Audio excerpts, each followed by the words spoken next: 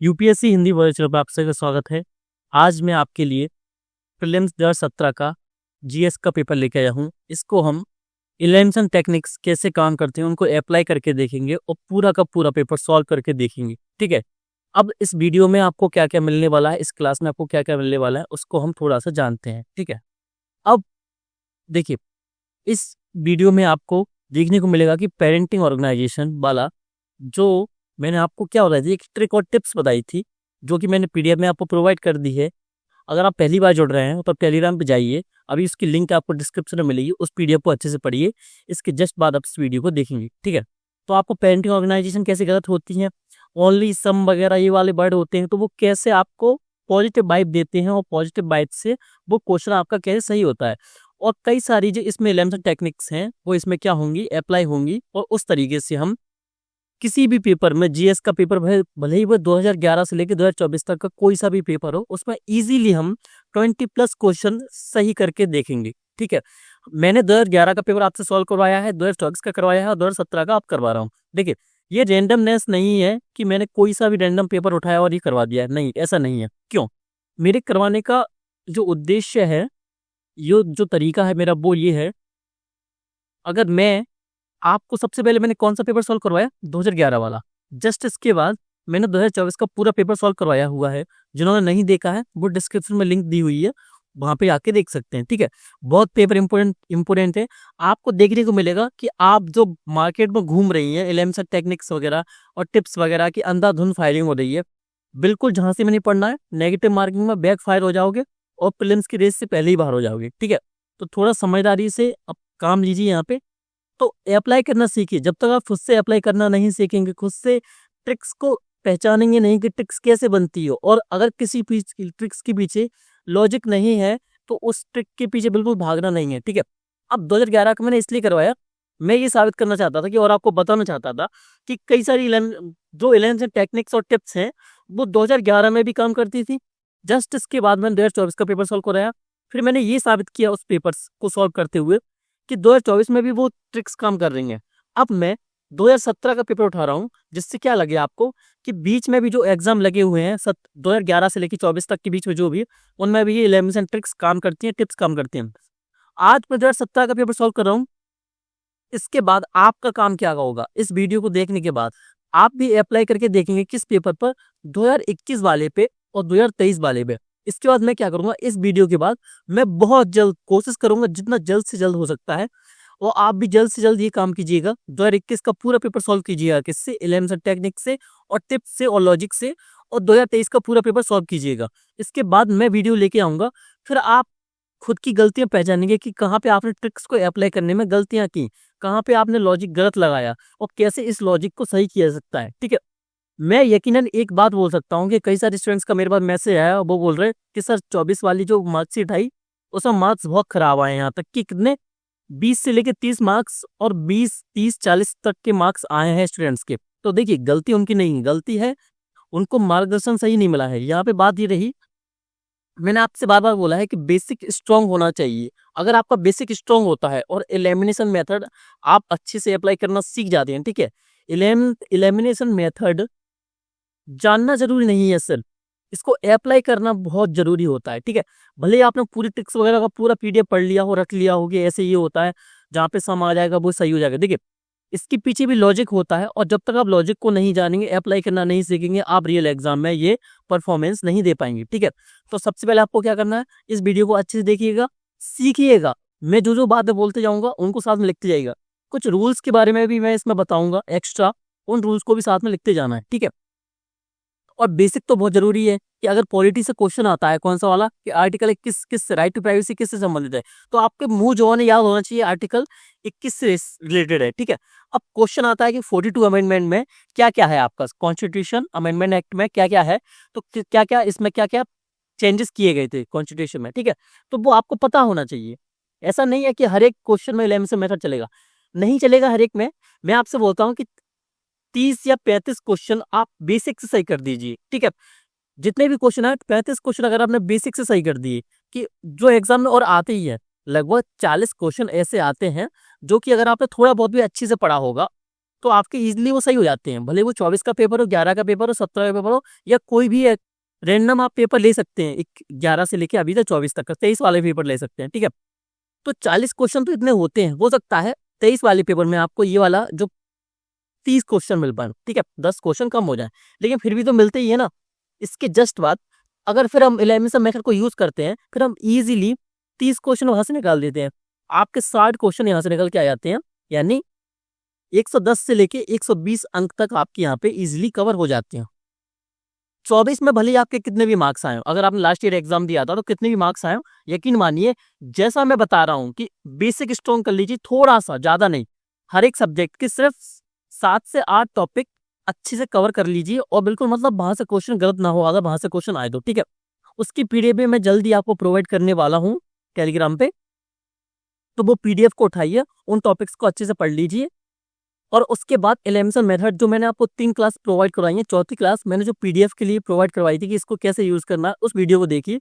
इसके बाद जस्ट बाद इन 3 वीडियोस के साथ, 24 वाली के साथ, 2011 वाली और 2017 वाली जो ये आज वाली है, ठीक है, इसको तीनों को वीडियो को अच्छे से देखना है और अप्लाई करना सीखना है कि कैसे एलिमिनेशन मेथड में को अप्लाई किया जाता है और किस तरह लॉजिक को यूज किया जाता है, ठीक है। तो हम बिना समय गवाए हुए अब स्टार्ट, तो चलिए हम स्टार्ट करते हैं पेपर को, ठीक है, बिना समय गवाए हुए।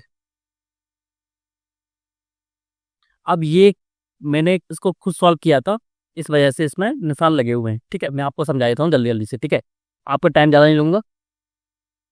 और ठीक है, स्टार्ट करते हैं। थोड़ा इसको क्लियर कर दूंगा, 1 मिनट।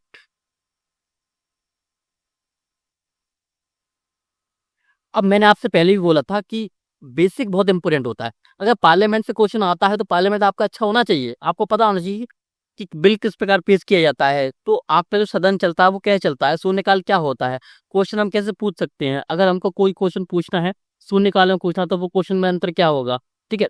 तो आपको ये चीजें सब पता होना चाहिए। फर्स्ट क्वेश्चन क्या है आपका, भारत की संसद के संदर्भ में निम्नलिखित कथनों पर विचार कीजिए।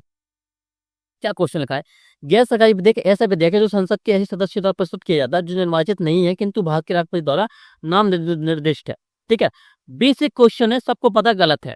सेकंड स्टेटमेंट क्या है, हाल ही में भारत की संसद के इतिहास में पहली बार एक गैर सरकारी विधेयक पारित किया गया है। आप याद रखिएगा इस चीज को, जब भी स्टेटमेंट में लिखा होगा कि कहीं पे भी लिखा होगा पहली बार किया गया है, इसको पहली बार शुरुआत की गई है, पहली बार यहाँ पे किया गया है, तो जो भी फर्स्ट टाइम लिखा रहता है ना, तो वो 99% चांसेस है कि वो गलत ही होता है। क्यों? क्योंकि देखिए अगर आप लॉजिक भी लगाएं इस चीज में, मैंने क्या बोला, किसी ट्रिक्स के पीछे लॉजिक होना चाहिए। क्यों? कि देखिए एक्सेप्शन हमेशा होता है। एक्सेप्शन कैसे, कि लगभग देखिए अगर 2017 का ये पेपर है हमारा, तो 47 से लेके जब से हमारा देश आजाद हुआ है तब से लेके कब तक आप देखें तो कब तक, हाँ 2017 तक लगभग 70 साल हो चुके हैं, ठीक है। अब 70 सालों में अगर आप बेसिक भी देखें तो ऐसा हुआ नहीं होगा कि कभी भी किसी गैर सरकारी विधेयक पारित किया गया हो सकता है ना, पॉसिबिलिटी तो है ना, तो पॉसिबिलिटी है तो ये तो वैसे ही रॉन्ग हो जाएगा, तो आंसर क्या आ जाएगा, आंसर डी आ जाएगा, ठीक है। सेकंड चलते हैं हम, सेकंड क्वेश्चन पे, ठीक है, जल्दी से इस क्वेश्चन को देख लेते हैं हम। मैंने क्या बोला, बेसिक इंपोर्टेंट होता है। देखिए अब ये क्वेश्चन कहां से आया, सिंधु घाटी सभ्यता से और आपका ऋण वैदिक काल से, अर्ली वैदिक पीरियड। अब इसको देखते हैं, ठीक है। अभी क्या लिखा हुआ है, ऋण वैदिक कालीन आर्य कवच और सिरस्त्राण हेलमेट का उपयोग करते थे, जबकि सिंधु घाटी सभ्यता के लोगों में इनके उपयोग का कोई भी साक्ष्य नहीं मिलता है, ठीक है।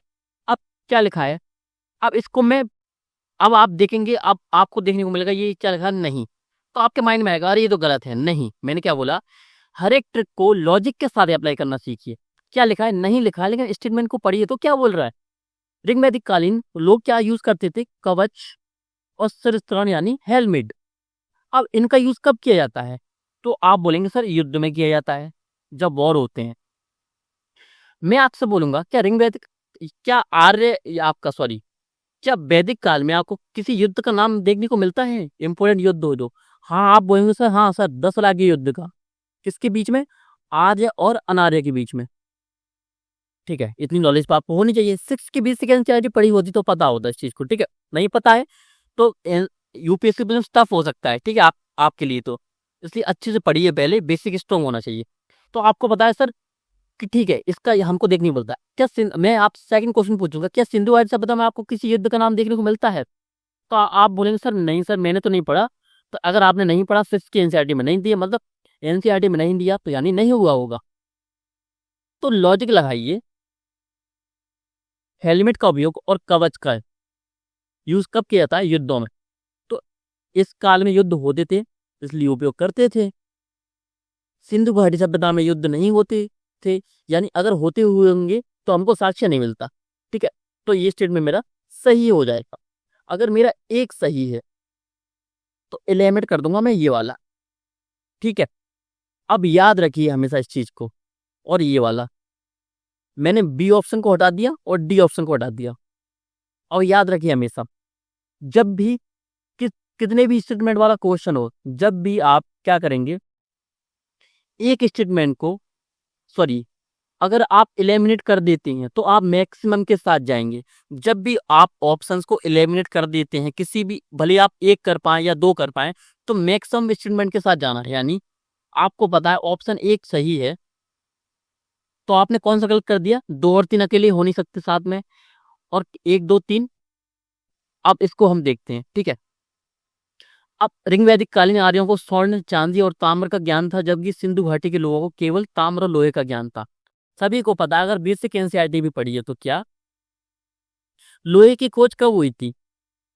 800 के आसपास, 1000 से लेके 800 बीसी के आसपास। तो ये वाला स्टेटमेंट वैसे गलत हो जाएगा आपका। सेकंड गलत, सेकंड गलत, ये गलत। आंसर क्या आ जाएगा? 1 और 3। ठीक है, क्यों?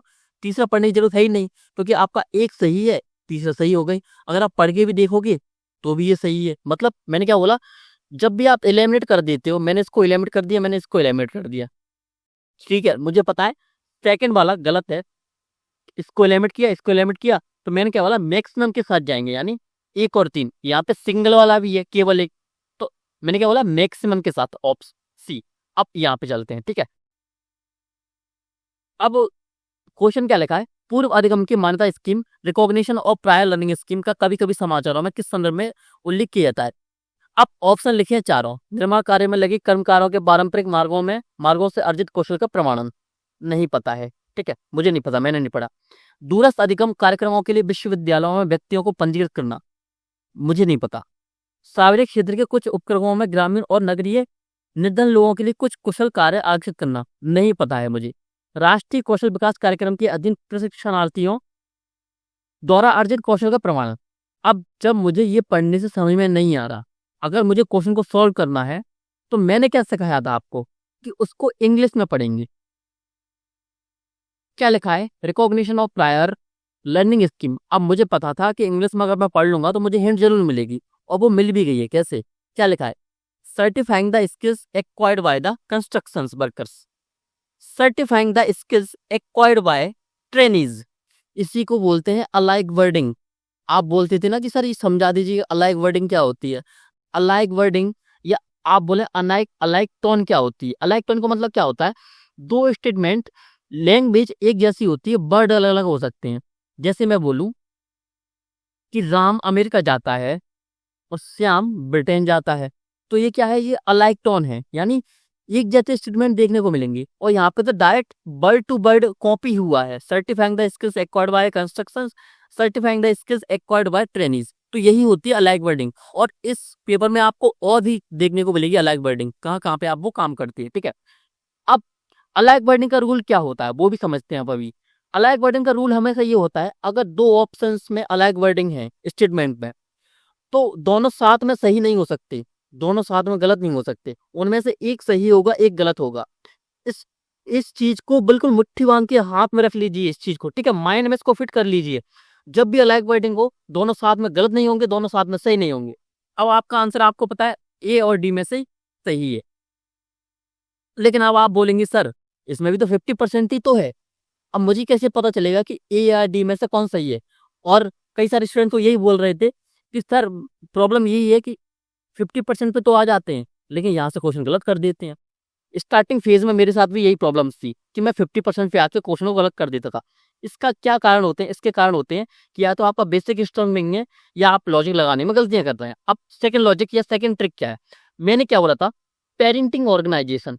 अगर क्वेश्चन आए कि ये वाली जो चीज है इस मंत्रालय के अंतर्गत की जाती है, ये वाली जो पहल है इस मंत्रालय ने शुरू की, इस संस्था ने शुरू की, इस संस्थाओं ने मिलकर इसका निर्माण किया। तो मैंने क्या बोला, किसी इनिशिएटिव, किसी संस्थान, किसी संगठन, किसी संस्था, किसी आयोग अगर इनका नाम दिया है तो वो गलत होगा।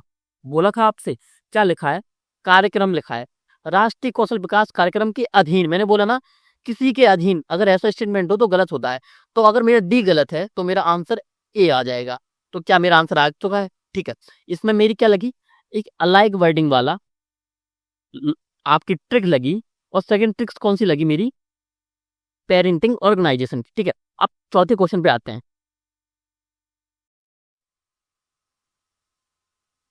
अब चौथे क्वेश्चन पर अगर आप आएंगे तो आपको एक चीज देखने को मिलेगी। ठीक है, अब चौथा क्वेश्चन आप पढ़िए, पूर्वी घाटों और पश्चिमी घाटों के बीच अच्छा संपर्क होने के रूप में निम्नलिखित में से किसका महत्व अधिक है? ठीक है, अब आपको इलेक्ट्रॉन देखने को मिली, देखने को मिल रही है क्या? इसमें लिखा है आरक्षित क्षेत्र, इसमें लिखा है आरक्षित क्षेत्र। क्या इन दोनों में लिखा है? गलत कीजिए, ए और बी में से आपका आंसर है।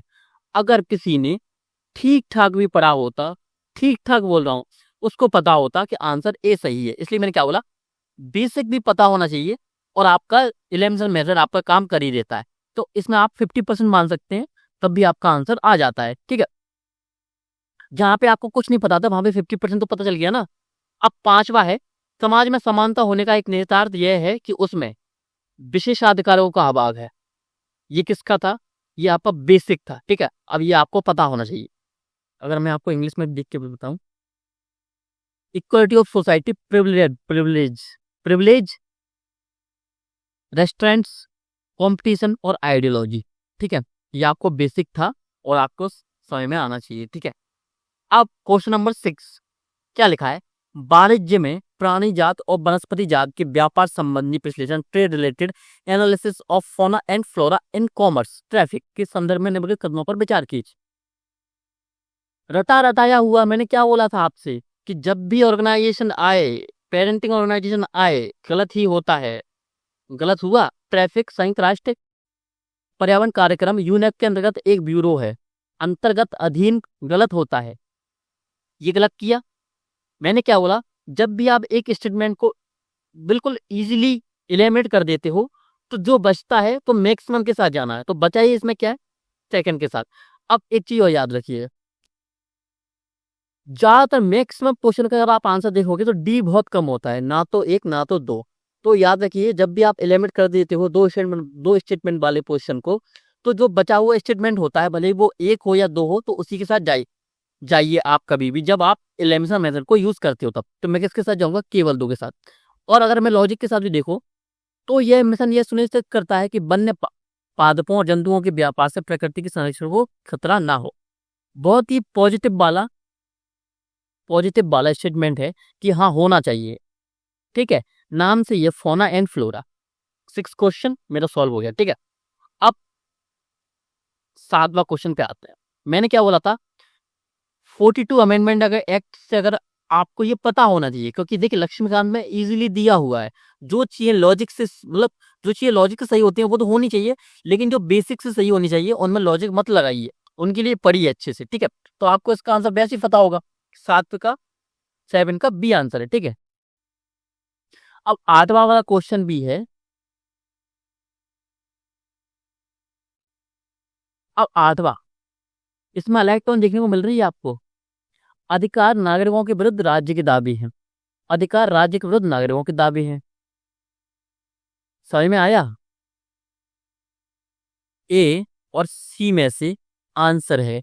और साथ में अगर आपका बेसिक थोड़ा बहुत भी ठीक होता ना तो आप इजीली बता देते कि नागरिकों के विरुद्ध नहीं है, क्योंकि संविधान किसके लिए बनाया गया है, नागरिकों के लिए, ना कि राज्य के लिए। नागरिकों की सुरक्षा, संप्रभुता और इनके जीवन के लिए बनाया गया क्या, संविधान। और संविधान में क्या है, आपके राइट्स यानी अधिकार। तो अधिकार किसकी है, नागरिकों की।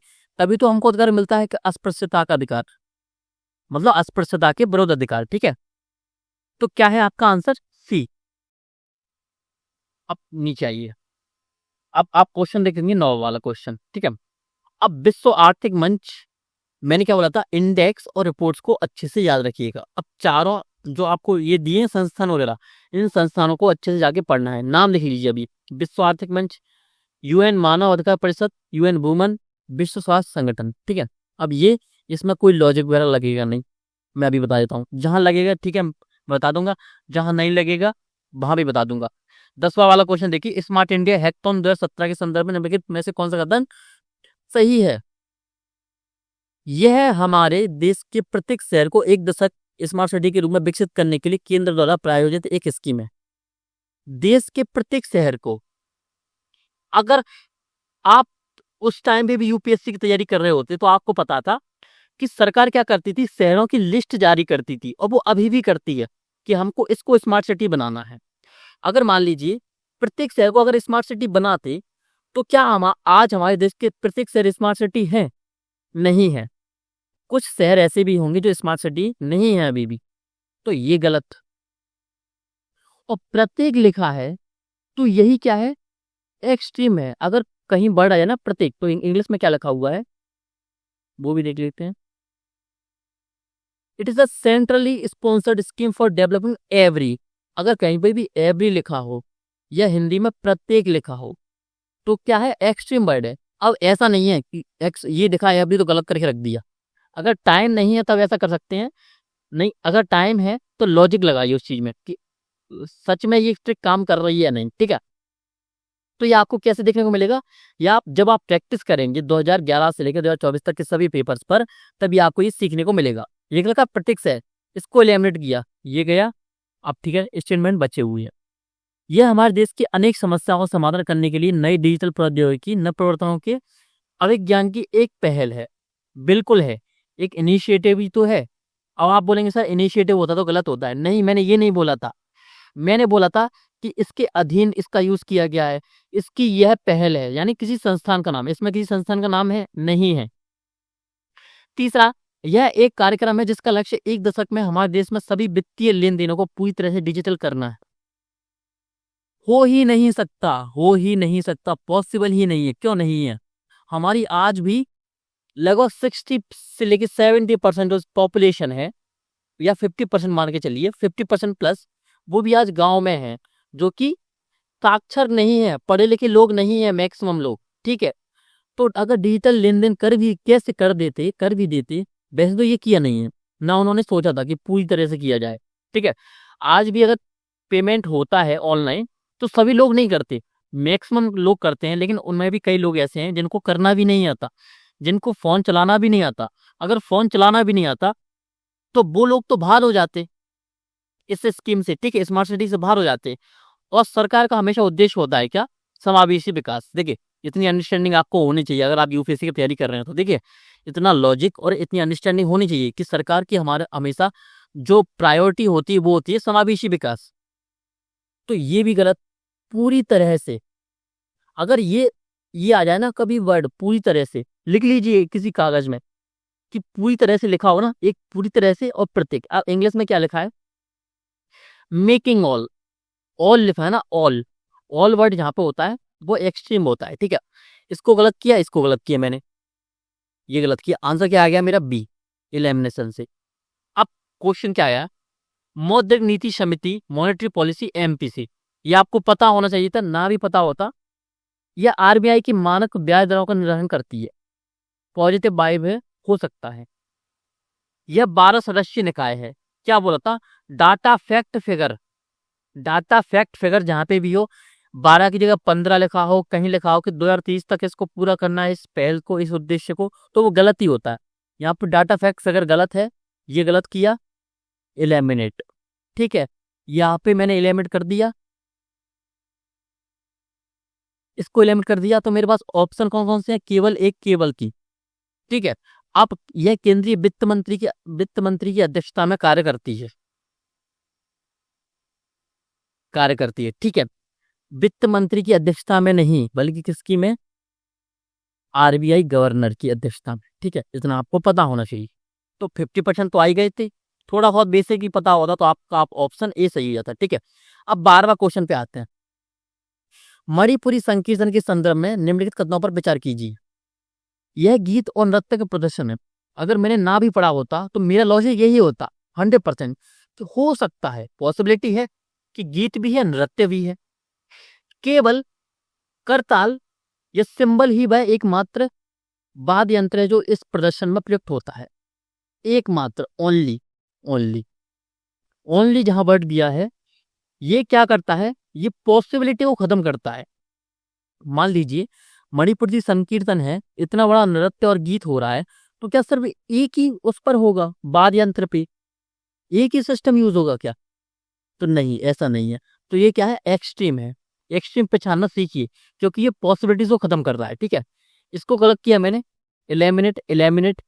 जब भी मैंने क्या बोला, जब भी एलिमिनेट कर दो तो मैक्सिमम के साथ जाओ। तो मैक्सिमम क्या है, यहाँ पे लगा केवल एक, यहाँ पे लगा एक और तीन, तो मैं एक किसके साथ जाऊंगा, एक और तीन के साथ। और तीसरा स्टेटमेंट भी देखिए, पॉजिटिव है, इसमें कोई एक्सट्रीम वर्ड नहीं दिया हुआ है। यह भगवान कृष्ण के जीवन और लीलाओं को वर्णन करने के लिए प्रदर्शित किया जाता है, तो कुछ भी एक्सट्रीम नहीं है, तो ये सही हो जाएगा। ठीक है, अब चलिए 13वें क्वेश्चन पे। सिंपल क्वेश्चन था, लॉर्ड कॉर्नवालिस से क्वेश्चन 24 में भी आया है। ठीक है, इसलिए मैंने बोला कि जो नीतियां थी ब्रिटिश शासन की, आर्थिक नीतियां, उनको बहुत अच्छे से पढ़िए, बार बार क्वेश्चन आता है और दोबारा भी आएगा। सबको पता है कि लॉर्ड कॉर्नवालिस के समय कौन सी नीति थी, जमींदारी, जमींदारी व्यवस्था। ठीक है, ये किससे पूछ रहा, रैयतवाड़ी से। अगर मैंने इसको एलिमिनेट कर दिया, ये गया, ये गया, ये गया, आंसर सी। ठीक है, सिंपल सा क्वेश्चन, कौन सी एनसीईआरटी में दिया, 8th की एनसीईआरटी में दिया हुआ है। 8th में नहीं पढ़ी हो तो 12th की एनसीईआरटी तो मैं बार बार बोलता हूँ ना, उसमें भी दिया हुआ है। नेक्स्ट चलते हैं। ठीक है, क्या लिखा है, प्रदूषण की समस्याओं का समाधान करने के संदर्भ में जैवोपचारण, बायो रेमिडिएशन तकनीक से कौन से लाभ हैं, देख लेते हैं। यह प्रकृति में घटित होने वाली जैव निम्नीकरण प्रक्रिया का ही संवर्धन कर प्रदूषण को स्वच्छ करने की तकनीक है। हो सकता है कुछ भी एक्सट्रीम वर्ड नहीं दिया है। कैडमियम और लेड जैसी भारी धातुओं से युक्त किसी भी संदूषक को सूक्ष्म जीवों के प्रयोग से जैवोपचारण द्वारा सहज ही और पूरी तरह से, मैंने बोला था अभी, कोई भी चीज पूरी तरह से नहीं होती, एक्सेप्शन हमेशा बना होता है। कभी भी ये वर्ड आए ना कि पूरी तरह से, तो वो गलत होता है। इसको एलिमिनेट कर दिया मैंने। सेकंड गया, सेकंड गया, मैक्सिमम के साथ जाऊंगा, आंसर सी।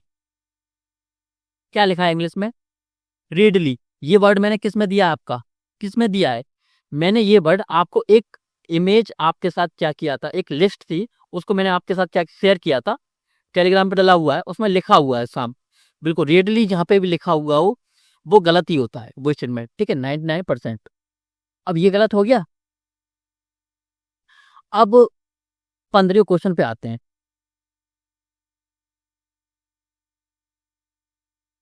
ये क्वेश्चन 1929 का व्यापार विवाद अधिनियम है।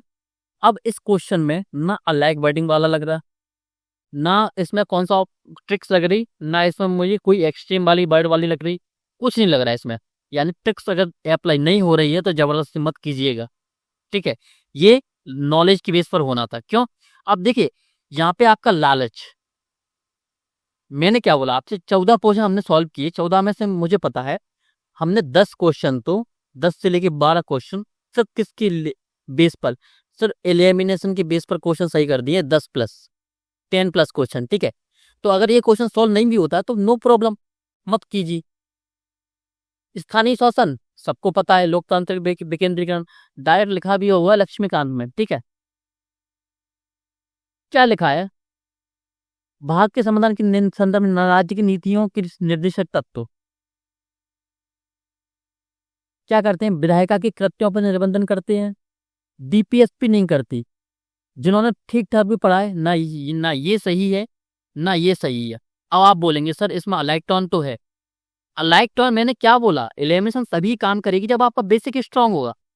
अगर इतना सिंपल क्वेश्चन में भी अगर आपको एलिमिनेशन लगानी पड़ रही तब तो आप पहले से रेस से बाहर हो, तो यानी इतना तो आपको नॉलेज होना चाहिए। मैंने क्या बोला, प्रायोरिटी हमेशा नॉलेज को देनी है।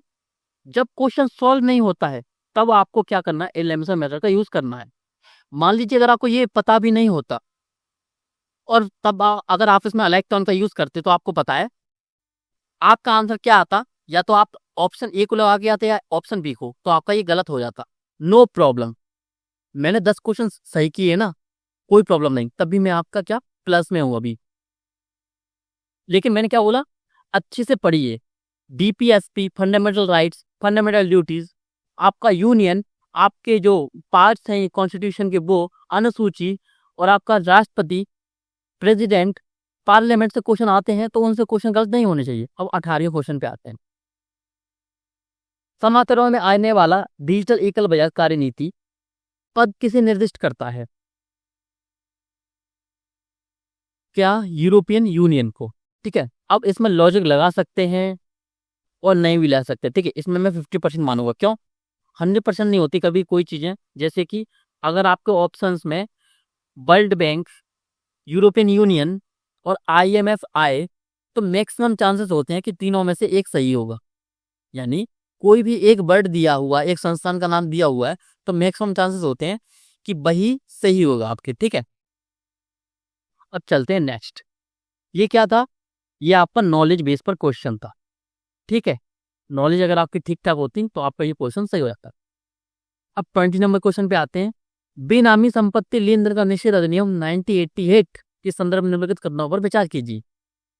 किसी संपत्ति का लेन देन बेनामी लेन देन नहीं समझा जाएगा यदि संपत्ति का मालिक उस लेन देन के बारे में अवगत नहीं है। मैंने क्या बोला? जब भी लिखा हुआ हो, अगर ऐसा हो, बीच में अगर ये लगा हो ना, अगर बीच में लिखा हो जबकि, यदि, लेन देन नहीं समझा जाएगा, क्या लिखा है कि बारे में अवगत नहीं है, नो लिखा है और नॉट लिखा है। तो इस टोन को आपको समझना होगा कि अगर स्टेटमेंट एक ही स्टेटमेंट तो वो मैक्सिमम बार सही होता है, लेकिन अगर वो स्टेटमेंट को घुमा रहा है, घुमा कैसे रहा यूपीएससी वाला? यदि लगा के, कि देखिए उसने पहली लाइन तो यहाँ पे खत्म कर दी, किसी संपत्ति का लेन देन बेनामी लेन देन नहीं समझा जाएगा यदि, तो यहाँ पे इस चीज को समझिएगा। ठीक है, तो यहाँ पे क्या, थोड़ा सा नेगेटिव फील होना चाहिए। ठीक है, अब आपकी थोड़ी सी समझ में नहीं आ रहा होगा सर आप बोलना क्या चाह रहा है। नेगेटिव फील तभी होता है जब आपने क्वेश्चंस को सॉल्व किया हो। अगर आप 2011 से लेकर 2024 तक के सभी पेपर सॉल्व करोगे तो आप खुद समझने लगोगे इस चीज को कि कौन सा क्वेश्चन नेगेटिव इम्पैक्ट दे रहा है, कौन सा क्वेश्चन पॉजिटिव इम्पैक्ट दे रहा है। तो पहला वाला इम्पैक्ट देगा कौन सा? नेगेटिव वाला। तो कौन सा सही होगा? तो ये गलत, ये गया। यह अधिनियम जांच के लिए 3 प्राधिकारियों का अनुबंध करता है, किंतु यह किसी अपीलीय क्रियाविधि का किंतु परंतु जहां पे भी आए वो नेगेटिव इम्पैक्ट देता है। डाटा फैक्ट फिगर 3 प्राधिकारी बोला है, 3 की जगह 4 भी हो सकता है, चेंज कर सकता है। कभी भी डाटा फैक्ट फिगर होता है तो यूपीएससी मैक्सिमम 99% चांसेस होते हैं कि वो चेंज करता है। तो 3 गलत। अगर 3 गलत होता है तो तो आपके पास कितने चांसेस होते हैं? 50%। और 50% में भी अगर आप पहला पॉइंट देखोगे, मान लीजिए मैंने पहला वाला नहीं समझ पाया, मैं पहला स्टेटमेंट नहीं समझ पाया और मेरी समझ में नहीं आया कि ये सही है या गलत है, सब कुछ छोड़िए अभी। ठीक है, लेकिन जैसे ही मैं यहाँ पे आता हूँ, डाटा फैक्ट फिगर किसी क्रियाविधि का उपबंध नहीं करता, नो लिखा है, गलत। गलत किए 50%। या तो केवल 2 आंसर है या केवल 1 आंसर है। अगर दोनों को मैं पढ़ूंगा तो सिंपल सा इस वर्ड, अगर इस लाइन को मैं देखूंगा, इस स्टेटमेंट को देखूंगा, इसमें कहीं भी एक्सट्रीम वर्ड दिया है? नहीं दिया। तो मेरा अगर ऑप्शन मुझे लगाना ही होगा तो मैं ऑप्शन केवल 2 लगाऊंगा ना, केवल 1 क्यों लगाऊंगा? ठीक है, इसमें कोई एक्सट्रीम वर्ड नहीं है, सिंपल सा स्टेटमेंट है। ठीक है, आंसर बी। ये भी मेरा क्वेश्चन इजीली सही हो गया ऑप्शंस की वजह से। ठीक है, अब नेक्स्ट चलते हैं। क्या लिखा है? कुछ कारणोंवश यदि तितलियों की जाति स्पीसीज की संख्या में बड़ी गिरावट होती है तो इसके संभावित परिणाम क्या हो सकते हैं? देखते हैं। कुछ, मैंने क्या बोला? जहां पे सम आया है, कुछ आ जाए, स्टेटमेंट मैक्सिमम टाइम सही होता है, बस उसमें आगे कोई भी एक्सट्रीम वर्ड ना दिया हो। कुछ पौधों के परागण पर प्रतिकूल प्रभाव पड़ सकता है, कैन।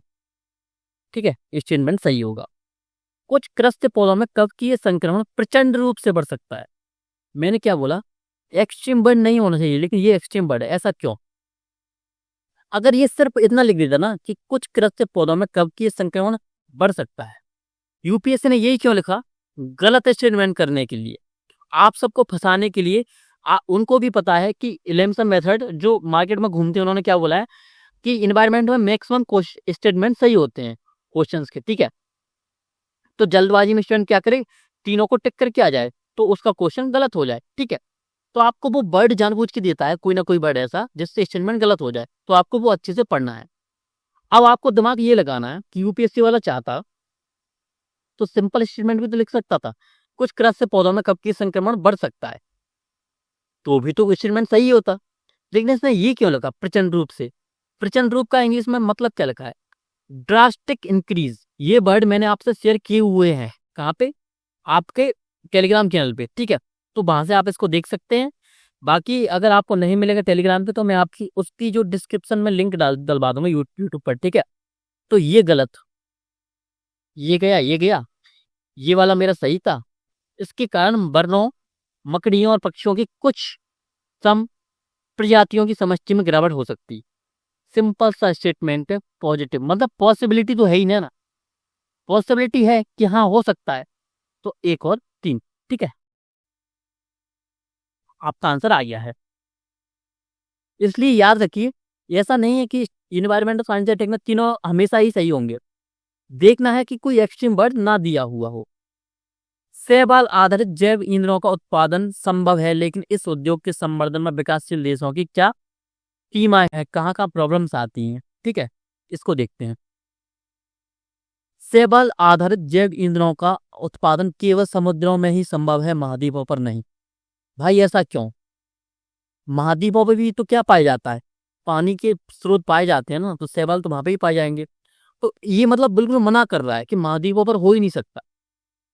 किसमें? लैब में भी तो होता ही है, लैब में भी तो हम इसका उत्पादन कर ही सकते हैं। क्यों नहीं कर सकते? कर सकते हैं, साइंस बहुत आगे यार।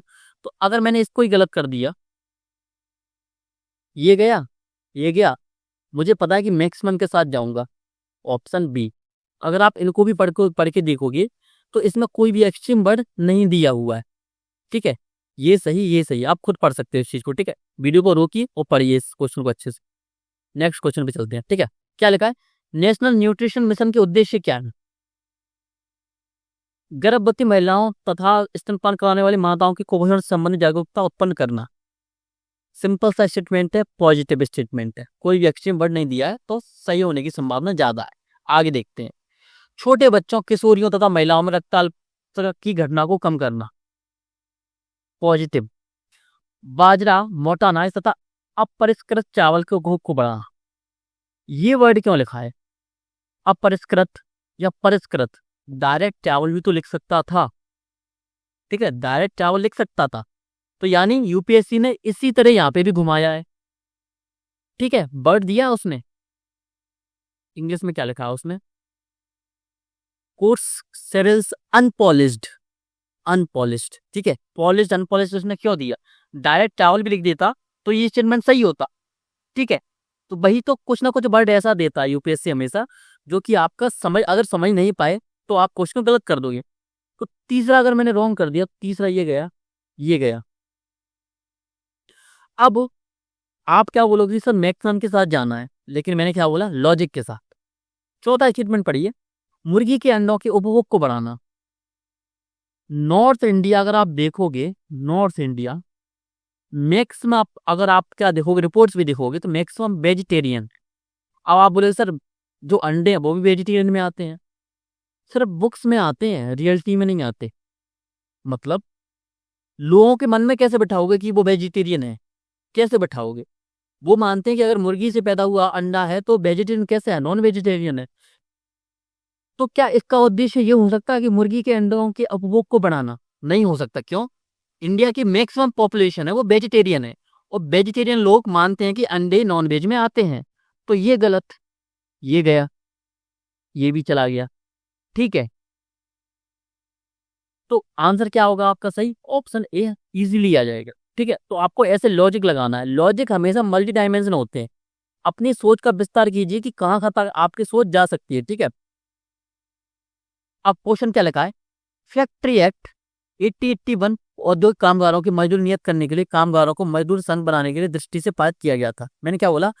कोई भी अधिनियम वगैरह ऐसी चीजें वगैरह हो ना, संस्थान के अंतर्गत किया गया, इसके अंतर्गत किया गया, इसके अधीन किया जा रहा है, इसने शुरुआत की, तो वो मैक्सिमम टाइम पे गलत होता है।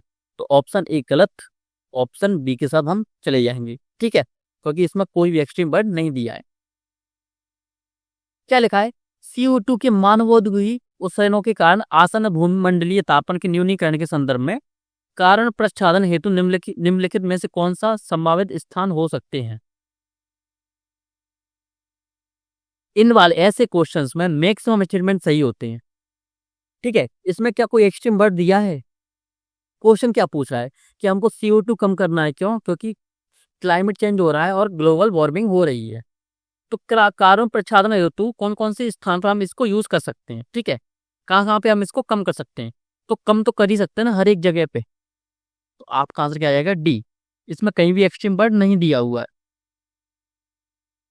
नेक्स्ट चलिए, और 1927 की बटलर कमेटी का उद्देश्य, ये आपका बेसिक्स पढ़ा होना चाहिए, तो नॉलेज के लेवल पे आपका ये क्वेश्चन सही होगा। अब आगे चलते हैं। डोमेस्टिक कंटेंट रिक्वायरमेंट, घरेलू अंश आवश्यकता पद का संबंध किससे है?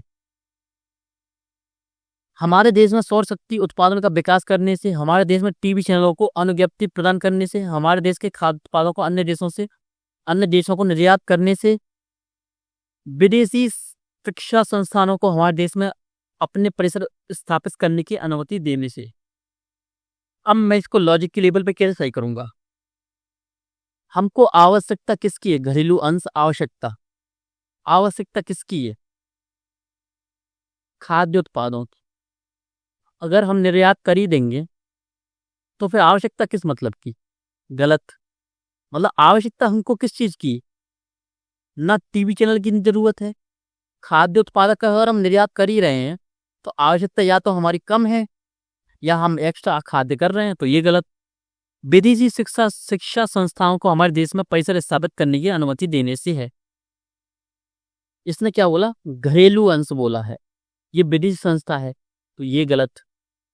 टीवी चैनल, अगर इसको इसमें से मुझको चुनना ही होता तो सौर शक्ति चुनता ना मैं। अगर मुझे चॉइस करना होगा तो मेरा चॉइस क्या होगा?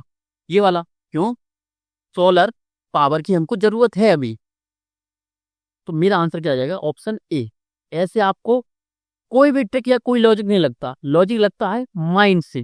ठीक है, माइंड से लॉजिक लगता है इन चीजों में। अब आंसर क्या लिखा है, सॉरी क्वेश्चन क्या है? 28, परमाणु सुरक्षा शिखर सम्मेलन संयुक्त राष्ट्र के तत्वाधान में आवधिक रूप से किए जाते हैं। किसी संस्था पेरेंटिंग ऑर्गेनाइजेशन का नाम लिखा हुआ है। परमाणु सुरक्षा शिखर सम्मेलन गलत होता है, पेरेंटिंग ऑर्गेनाइजेशन। विखंडनीय सामग्रियों पर अंतर्राष्ट्रीय पैनल अंतर्राष्ट्रीय परमाणु ऊर्जा अभिकरण का एक अंग है, इसके अधीन कार्य करता है। इसने शुरुआत की थी, ये भी गलत। पेरेंट ऑर्गेनाइजेशन हमेशा गलत होती है, याद रखिए इस चीज को। अब क्या लिखा है? एनपीएस में सम्मिलित हो सकता है। कौन सम्मिलित हो सकता है एनपीएस में? यानी राष्ट्रीय पेंशन प्रणाली में।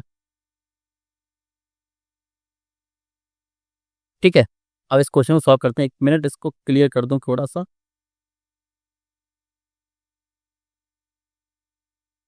अब केवल निवासी भारतीय नागरिक, केवल गलत।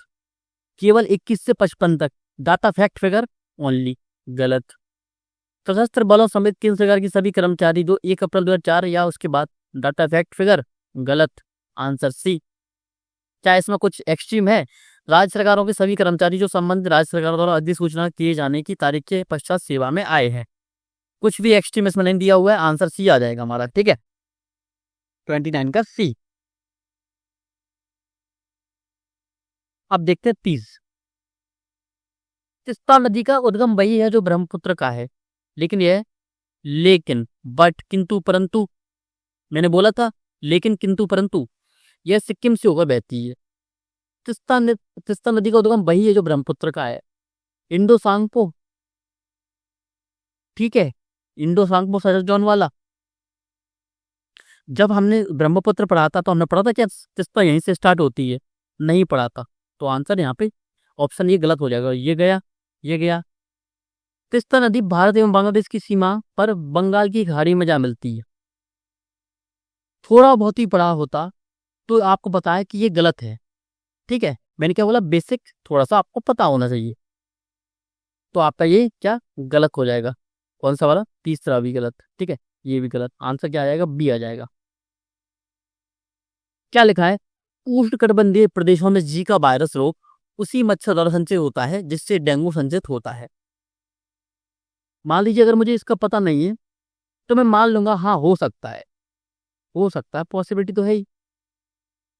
जीका वायरस रोग का लैंगिक संचरण होना संभव है। पॉसिबिलिटी अगर बोल रहा है ना कि पॉसिबल है, मैक्सिमम टाइम 99% पॉसिबिलिटी जैसी होती है वो सही होगा। क्यों? जीवन में, अपनी लाइफ में और यूपीएससी के एग्जाम में अगर पॉसिबिलिटी है तो वो 100% सही है। ये लॉजिक है इसमें, तो आंसर सी। मोटर वाहनों के टायरों और ट्यूबों के मानक भारतीय मानक ब्यूरो का मानक चिन्ह अनिवार्य है, मैंडेटरी है। ठीक है भाई, ये तो एक्सट्रीम वर्ड हो जाएगा आपका, मैंडेटरी लिखा हुआ है तो ठीक है। लेकिन यहाँ पे समझने वाली चीज क्या है,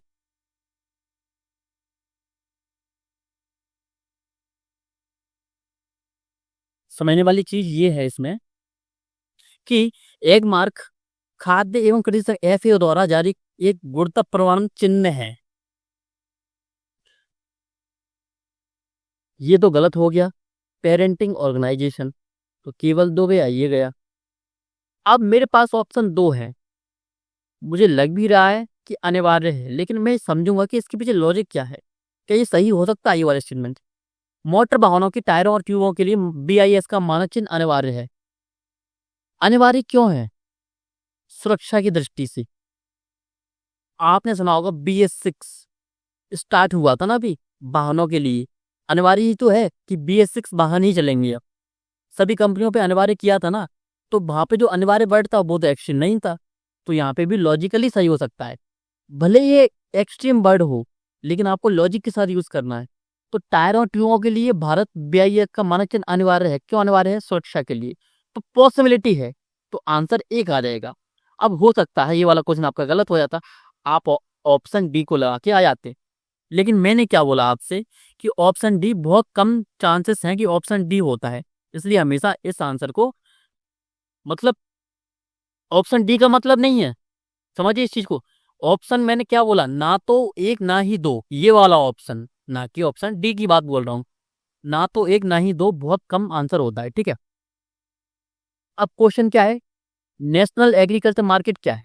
यह कृषि वस्तुओं के लिए सर्व भारतीय इलेक्ट्रॉनिक व्यापार पोर्टल है। पोर्टल है बिल्कुल, सबको पता है। यह कृषकों के लिए राष्ट्रव्यापी बाजार सुलभ कराता है, जिसमें अनेक उत्पाद की गुणवत्ता के अनुरूप कीमत मिलती है। कुछ एक्सट्रीम नहीं है दोनों में, आंसर सी।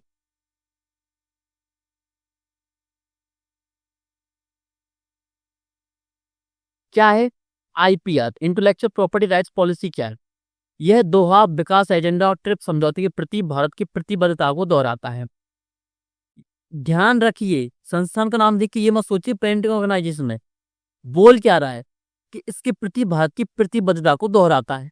हो सकता है ना भाई, इसके सदस्य हो सकता है भारत, मुझे तो नहीं पता, हो सकता है, पॉसिबिलिटी मान के चलेंगे, ये सही है। औद्योगिक नीति और संवर्धन विभाग भारत में बौद्धिक संपदा अधिकारों के विनियमन के लिए केंद्रित अभिकरण नोडल एजेंसी है। ये क्या है? पेरेंटिंग ऑर्गेनाइजेशन है। और यहाँ पे हमारी जो पेरेंटिंग ऑर्गेनाइजेशन वाली ट्रिक है वो यहाँ पे फेल हो जाती है। देखिए मैंने क्या बोला, अगर 10 क्वेश्चन हम क्वेश्चन सॉल्व करते हैं ट्रिक्स से और एलिमिनेशन मेथड से, तो 7 से 8 क्वेश्चन अगर हमारे सही भी हो जाते हैं, मान लीजिए 1 या 2 क्वेश्चन गलत भी हो जाते हैं, तब भी हम प्लस पॉइंट में हैं। तो इतना तो हम लेके चल रहे हैं पहले से, तो ये क्वेश्चन हमारा गलत हो जाएगा। इसका आंसर क्या है? Answer C. लेकिन हमारे क्वेश्चन सही भी तो हुए। कितने क्वेश्चन? अगर हम 34 क्वेश्चन पे चल रहे हैं तो आपको भी पता है 20 से 25 क्वेश्चन हम सिर्फ एलिमिनेशन के दम पे सही करके आए अभी, ठीक है। अब नेक्स्ट चलते हैं। 1972 के अनुसार किसी व्यक्ति द्वारा कतिपय उपबंधों के अधीन होने के सिवाय निम्नलिखित में से प्राणी का शिकार नहीं किया जा सकता। देखिए क्लाइमेट चेंज हो रहा है, आसपास के जो विलुप्त हो रहे हैं जीव, तो मैक्सिमम टाइम हम ये मान के चलेंगे कि सरकार कभी नहीं बोलती किसी चीज का शिकार करो, किसी भी जीव का, ठीक है। तो वो ज्यादा जो जीव हैं उनको WPA के एक्ट में डालती है, अनुसूची में। किस लिए डालती है? जिससे उनका शिकार नहीं हो।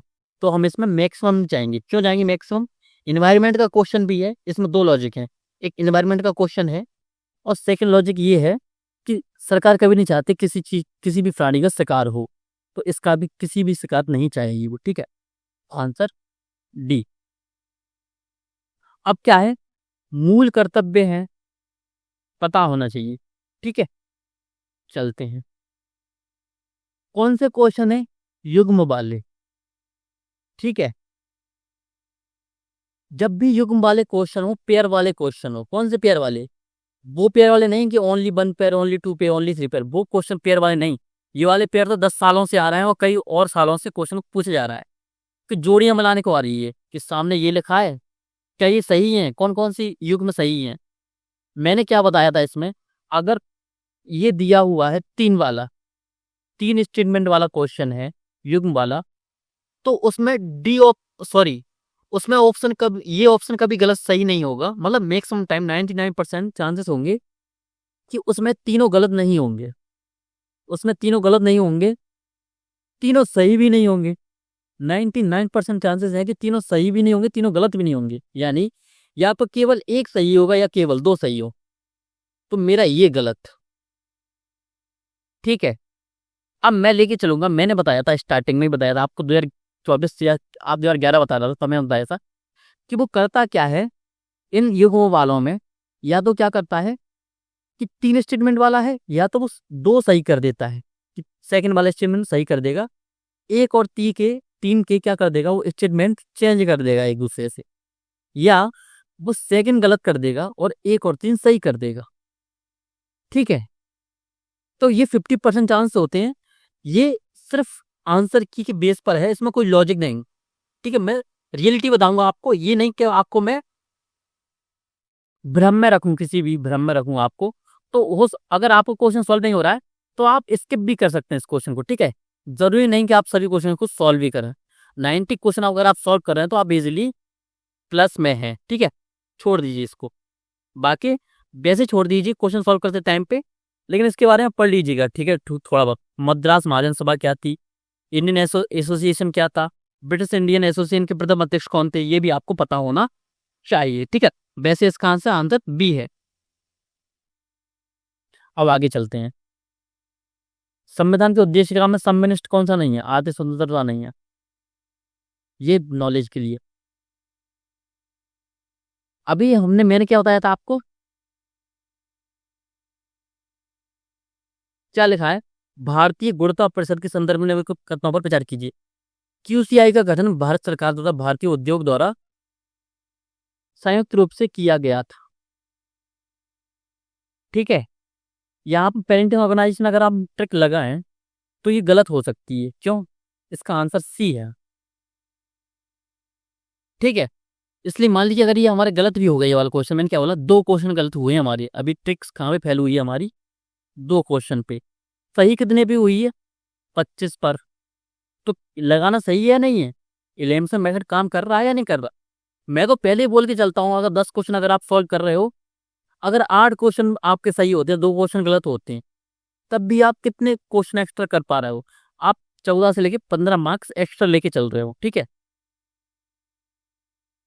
अब क्वेश्चन नंबर क्या, 14। SFBs लघु वित्त बैंक, माइक्रो फाइनेंस कंपनी, ठीक है, लघु वित्त वाली, स्थापित करने का प्रयोजन क्या है?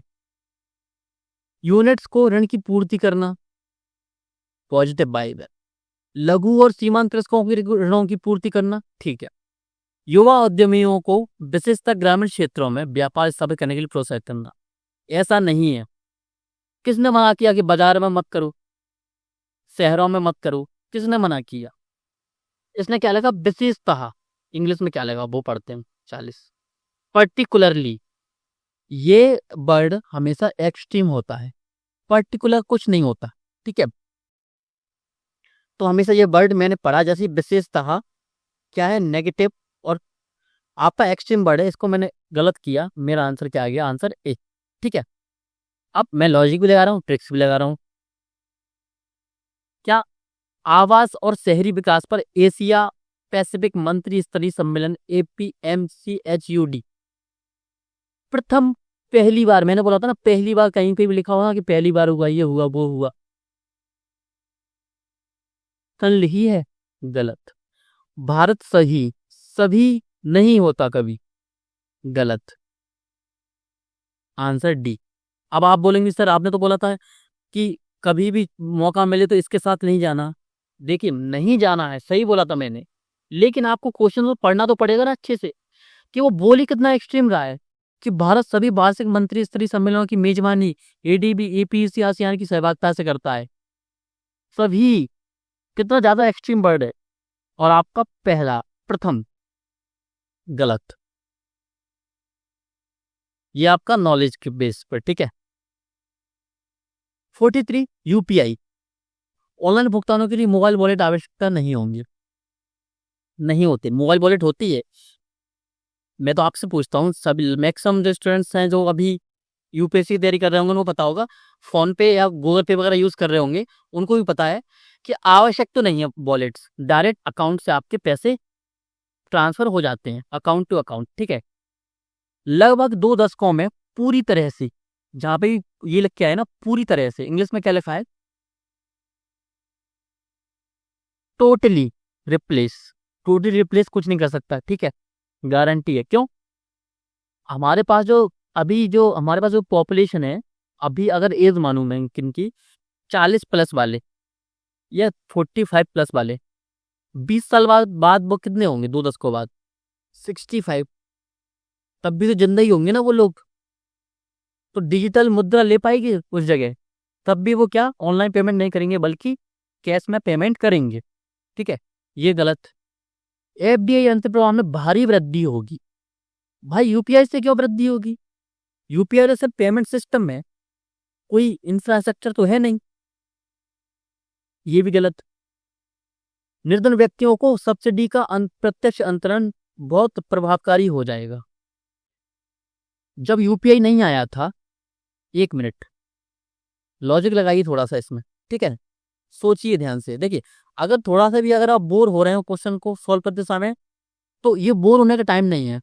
20 दिन बाद पेपर है, आप कितना बोर हो जाओगे आप, ठीक है। तो ध्यान से देखिए इस चीज को। यूपीआई कब आया? 2017 के बाद, 17 के टाइम पे तो आया। लेकिन जो डायरेक्ट ट्रांसफर वाला सिस्टम है वो कब से चल रहा है? जन धन योजना आई थी आपकी 2014 के टाइम पे, सबके जनधन खाते खुले थे, तभी स्टार्ट हो गया था प्रत्यक्ष अंतरण। तो ये भी गलत। आंसर क्या आएगा? ए, क्योंकि ये प्रैक्टिकली भी पॉसिबल है और हमको पता भी इस चीज के बारे में, ठीक है, प्रैक्टिकल नॉलेज है इसके बारे में हमको खुद। Singularity, string theory, event horizon, सबको पता है। स्टैंडर्ड मॉडल किससे रिलेटेड है? ब्रह्मांड, प्रेक्षण और बोध। किससे? आइंस्टाइन ने भी दिया था सिंगुलैरिटी वाला, ठीक है। क्या लिखा है? जीनोम सीक्वेंसिंग की तकनीक। आप एक और ट्रिक लिखिए अपने पेज पर, कि जब भी कोई नई तकनीक आती है तो वो मैक्सिमम उद्देश्य लेके आती है और मैक्सिमम पॉसिबिलिटीज लेके आती है। यानी अगर नई तकनीक आती है तो 99% पॉसिबिलिटी है कि वो सभी काम कर सके, ठीक है। तो क्या लिखा है? जीनोम सीक्वेंसिंग क्या क्या हो सकती है? अब ये देख के हम समझते हुए कि जीन को हम काट छांट के इधर उधर कर सकते हैं, ठीक है। विभिन्न फसली पौधों में रोग प्रतिरोध और सूखा सहिष्णुता के लिए आनुवंशिक सूचकों का अभिज्ञान करने के लिए जीनोम सीक्वेंसिंग का उपयोग किया जा सकता है। कैन वी, किया जा सकता है। पॉसिबिलिटीज, और नई टेक्निक है तो कर सकती है, नई तकनीक है, ठीक है। यह तकनीक फसली पौधों की नई किस्मों को विकसित करने में लगने वाले आवश्यक समय को घटाने में मदद कर सकती है, कोई एक्सट्रीम वर्ड नहीं लिखा हुआ है। इसका प्रयोग फसलों में पोषी रोगाणु संबंधों को समझने के लिए किया जा सकता है, नॉलेज के लिए, रिसर्च के लिए किया जा सकता है। Possibility, answer D. ये संसदीय स्वरूप, मैंने क्या बोला, बेसिक स्ट्रॉन्ग होना चाहिए, नॉलेज के बेस पर सही करो इसको। ये भी नॉलेज के लेवल पर, ये भी नॉलेज। अब ये कोट्टयम से लेकर कोहिमा। अब कोट्टयम कहाँ है? केरल। कोहिमा कहाँ है? कहाँ है कोहिमा? जल्दी से बताइए। अगर यूपीएससी की तैयारी कर रहे हो इतना तो पता ही होगा ना आपको कि कोहिमा नागालैंड में। सिंपल से, अगर आपने क्या देखा होगा, अगर आपने मैप भी थोड़ा बहुत देखा होगा इंडिया का, तब भी आप इस क्वेश्चन को सही कर सकते थे। क्या ये ऐसा क्वेश्चन था जो आप किसी बुक में पढ़ते? नहीं था। ऐसा क्वेश्चन नहीं था। जिस तरह 2024 का क्वेश्चन आया कि किसकी बॉर्डर लाइन सीमा रेखा सबसे लंबी है, उसमें आंसर क्या था? अमेरिका और कनाडा की। तो वो चीज़ पढ़ने की नहीं होती, वो चीज़ समझने की होती है, अप्लाई करने की होती है। ठीक है, सबको पता था कि कनाडा से अमेरिका की सीमा रेखा ऐसे तो है ही, साथ में अलास्का वाला पार्ट भी तो है, जो कि इसकी सीमा रेखा को बहुत लंबा बना देता है। ठीक है, अब इसको हम अगर देखें सीधा सा, तो नागालैंड से आप सीधा कहाँ जाओगे? इसमें क्या लिखा है? आपको मूल स्थान और गंतव्य स्थान को मिलाते हुए, यानी इन दोनों को भी साथ में काउंट करना है। तो नागालैंड, ठीक है, नागालैंड से हम डायरेक्ट कहाँ पे एंटर करेंगे? असम में। नागालैंड टू असम, ठीक है, 2 हो गए। असम के बाद हम कहाँ पे एंटर करेंगे? वेस्ट बंगाल में डायरेक्ट। ठीक है, वेस्ट बंगाल से हम डायरेक्ट कहाँ एंटर करेंगे? अब सीधा वेस्ट बंगाल में आते हुए हम ऐसे उतरेंगे नीचे, फिर हम इधर हो गया कहाँ पे? उड़ीसा में।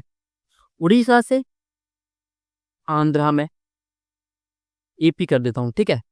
एपी से कहाँ पे आपका? डायरेक्ट तमिलनाडु, और तमिलनाडु से डायरेक्ट कहाँ? केरला।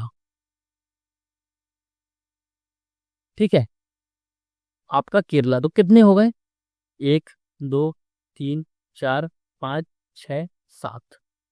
ठीक है, कई महानुभाव ऐसे होंगे उस टाइम पे भी, 2017 टाइम पे भी, जो इस क्वेश्चन को छोड़ के आ गए होंगे। जबकि ये क्वेश्चन तो मतलब आपके लिए क्या था? बिल्कुल मिठाई के रूप में डेयरी मिल्क दे दी थी आपको हाथ में यूपीएससी वालों ने, कि ठीक है 2 मार्क्स तो आप एक्स्ट्रा वैसे ही ले जाओ। फ्री में बट रहे थे ना उस टाइम पे।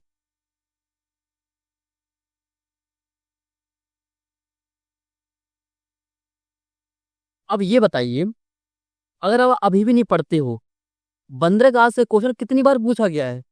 यूपीएससी ने एक बार ये भी पूछ लिया गया है कि घंटासाला कंजूरा किससे संबंधित है क्या ये? बंदरगाह है। अगर डायरेक्ट वो क्वेश्चन यहाँ पे ये नहीं पूछता, वो ये पूछता कि मोटूपल्ली क्या है, तब भी आप आंसर नहीं दे पाते, बंदरगाह है। 2023 का भी अगर आप क्वेश्चन देखोगे तो उसमें क्या लगा? पुमोहार क्या है? वो भी बंदरगाह है। तो अगर आपको पता है कि वो साउथ के एनसीईआरटी के मैथ से बंदरगाह से क्वेश्चन पूछ रहा है, तो आप क्यों याद नहीं कर रहे उसको? तो आपको पता होना चाहिए नेल्लूरू कहाँ है, मछलीपट्टनम या मसूलीपट्टनम कहाँ है, किसने बनवाया था, किसके समय का है, काकीनाडा कहाँ है। तो आपको ये पता होना चाहिए था। ठीक है, एनसीईआरटी में दिया हुआ डायरेक्ट। अब क्या लिखा है? ग्लोबल क्लाइमेट चेंज अलायंस, यह यूरोपीय संघ की पहल है। इसका समन्वय विश्व संसाधन संस्थान WRI और धारणीय विकास हेतु विश्व व्यापार परिषद द्वारा किया जाता है। मैंने क्या बोला था? जब भी एक स्टेटमेंट में डाटा फैक्ट फिगर हो तो वो गलत होता है, अगर 2 में हो तो उसमें से एक सही होगा, एक गलत होगा। वैसे ही अगर 2 में पेरेंटिंग ऑर्गेनाइजेशन दी है, अगर 2 स्टेटमेंट में पेरेंटिंग ऑर्गेनाइजेशन दी है, तो उसमें से एक गलत होगा, एक सही होगा।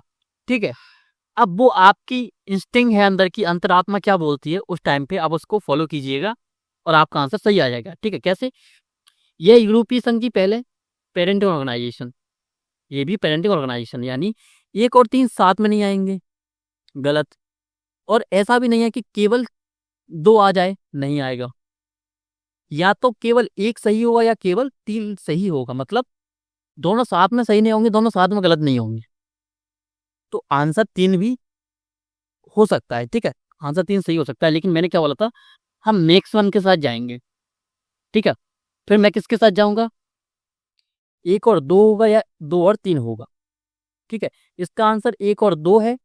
इसके आगे यानी मैं आपको 50% पॉसिबिलिटी पे यहाँ पे छोड़ देता। अब आपका मन उस टाइम पे जो करे, उस अपने अंतरात्मा का फैसले को मानिएगा और आंसर को टिक करके आइएगा। अगर आप 50% किसी क्वेश्चन को सॉल्व कर लेते हैं तो उस क्वेश्चन को छोड़ के नहीं आना है। ठीक है, अब भारत के धार्मिक इतिहास के संदर्भ में कथनों पर विचार कीजिए। सौत्रांतिक और सम्मति जैन मत की संप्रदाय है।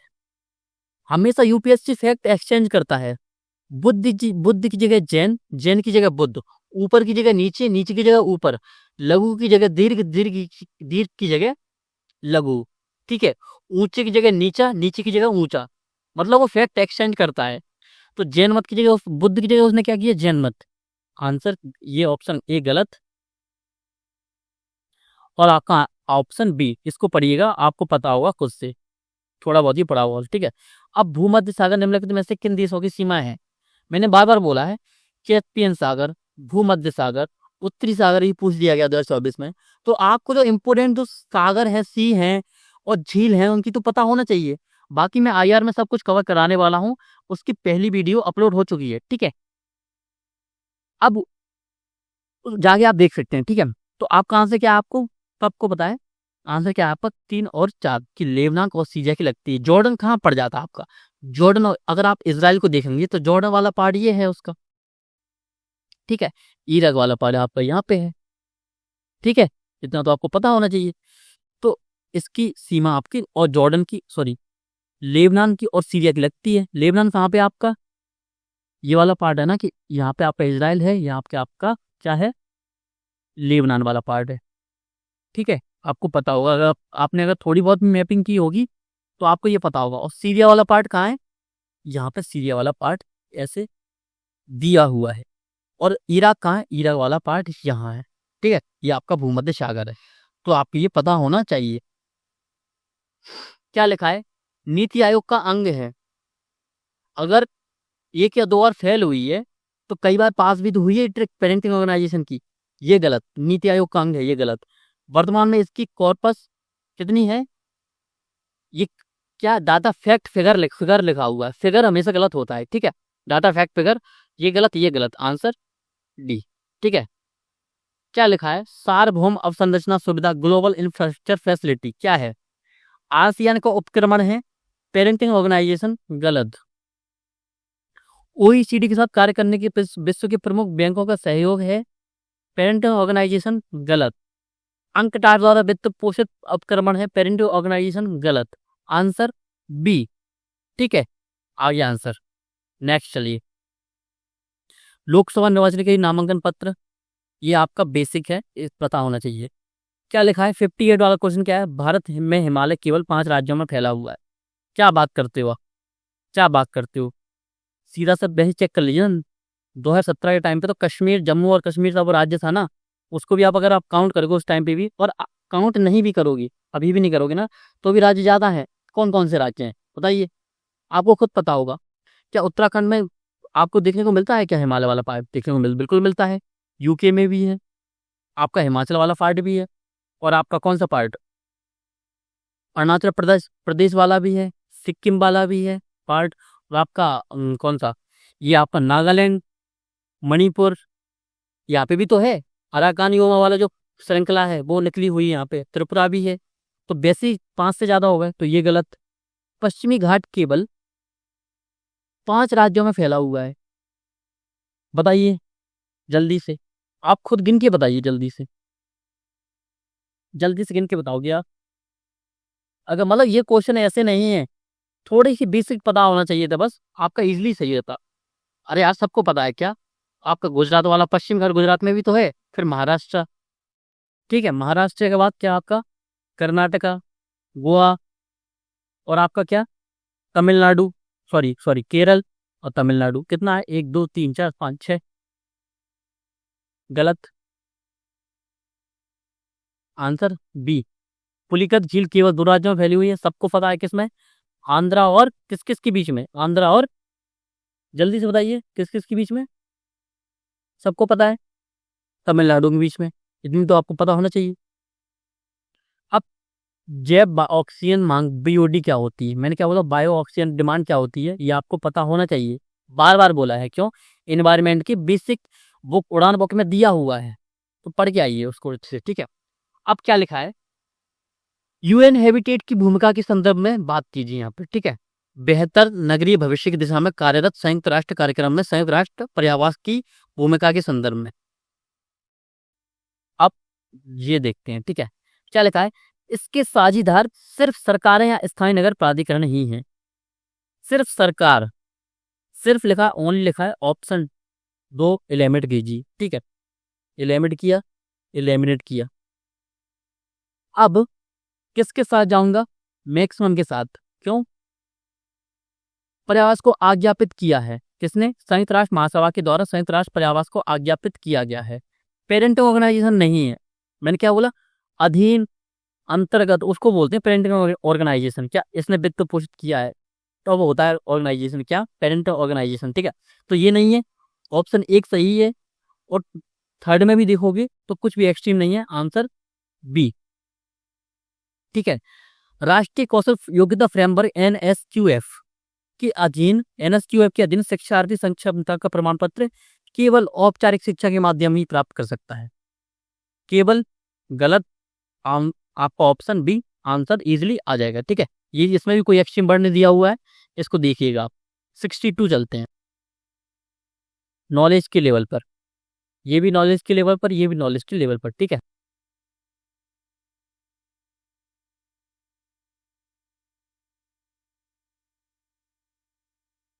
क्या लिखा है?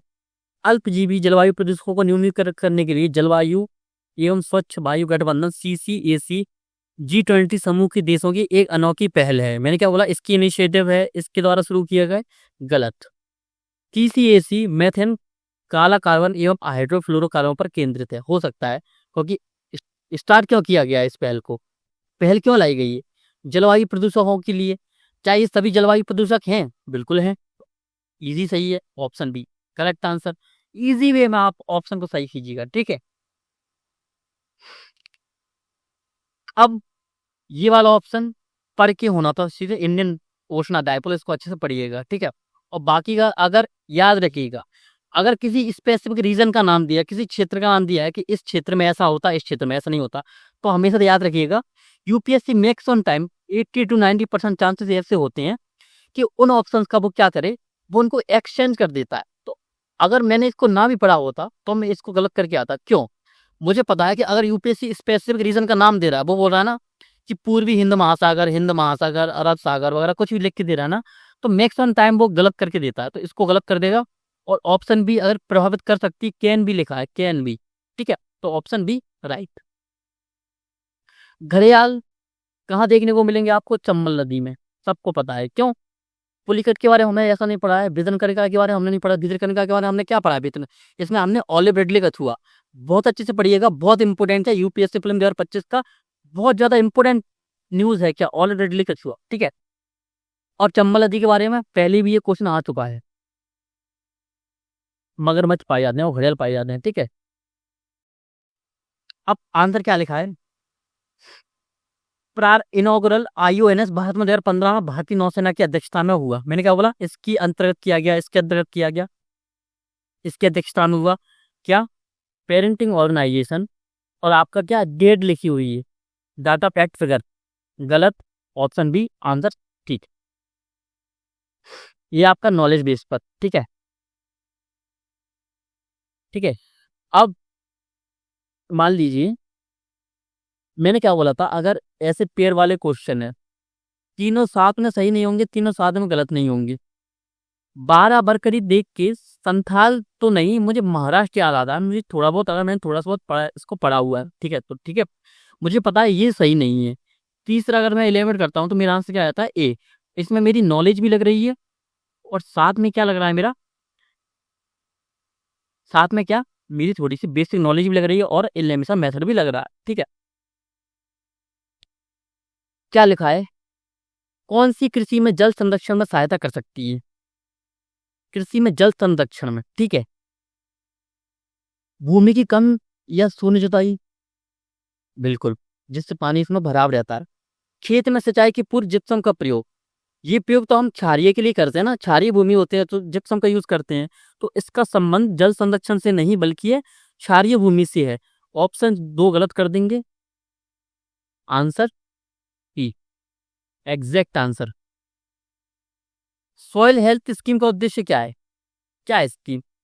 मृदा गुणवत्ता के आधार पर किसानों को दिए जाने वाले ऋण की मात्रा के आकलन बैंकों को समर्थ बनाना। किसके आधार पर? मृदा गुणवत्ता के आधार पर।